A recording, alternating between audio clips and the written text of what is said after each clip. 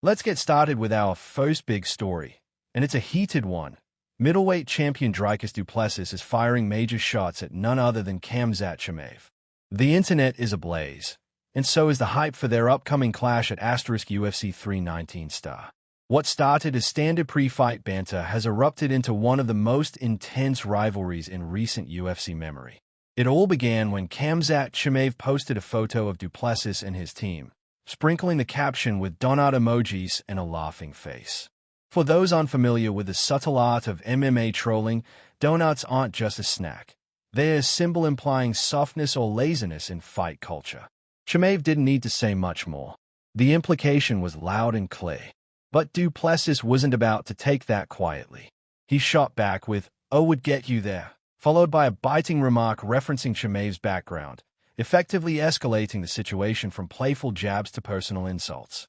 Things didn't stop there. A fan of Chimaev piled on with, "At least he knows who his father is," digging at du Plessis's personal life.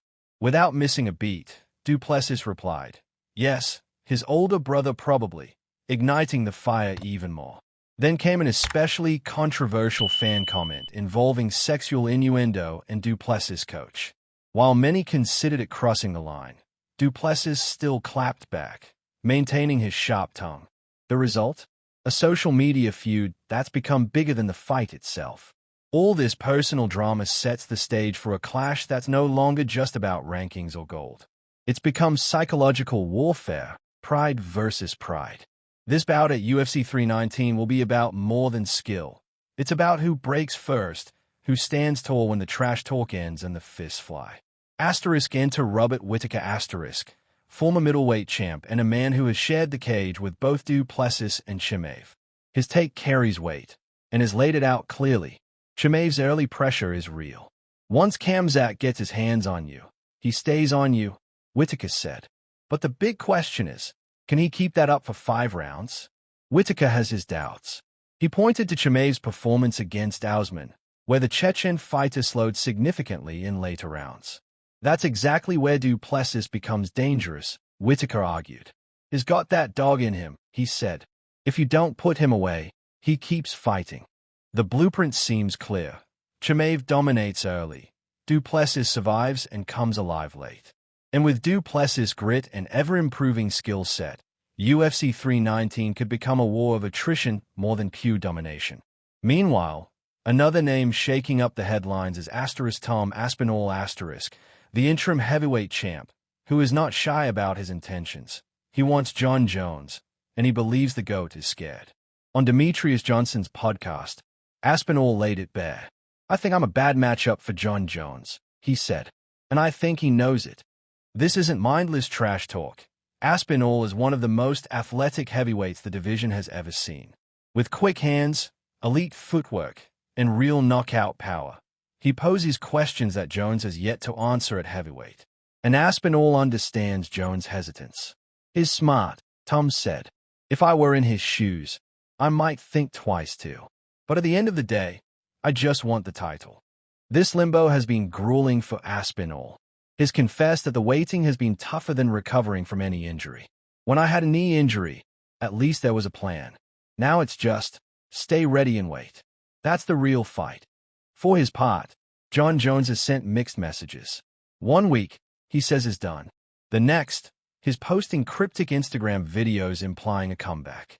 A clip of a dominant dog humbling a more aggressive one, captioned "What I feel like returning to the UFC after some much-needed downtime," has sparked renewed speculation.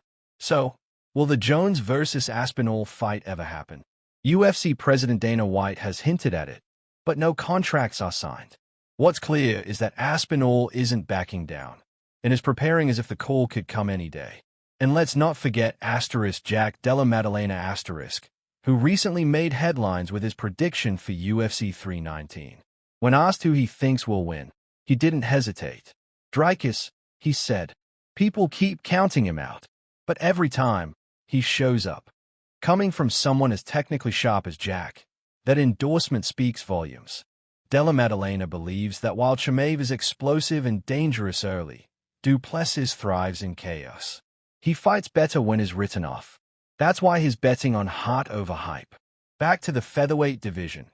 Jan Silva has entered the chat, boldly claiming he's better than Ilia Topuria. Silva, who's been helping Charles Oliveira train, believes Topuria is vulnerable in ways that fans haven't noticed. He even broke down Topuria's habits in the cage, noting how he overextends on hooks and leaves his back exposed. "I study fighters," Silva said, "and I don't fight based on arrogance. I mimic, I adapt, and I improve. Topuria is good, but I know I can beat him." Whether or not Silva gets that opportunity soon remains to be seen, but his confidence is refreshing and potentially a preview of a new wave of featherweight contenders. And finally, the Islam Makhachev drama. After Nate Diaz and Jon Jones cast doubt on his GOAT status, Russian fans were outraged. Jones clarified, saying, "I was just trying to translate for Nate. He speaks in slang, and I didn't mean disrespect." Still, he stood by the opinion that Islam, while dominant, hasn't yet reached the legendary tier of someone like Khabib.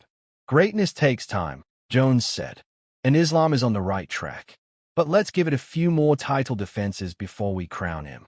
In a sport built on moments, grudges, and proving people wrong, the current MMA landscape is teeming with firepower. UFC 319 will be a night of reckoning for Du Plessis and Chimaev, and the heavyweight drama with Jones and Aspinall remains the ticking time bomb fans are desperate to see explode.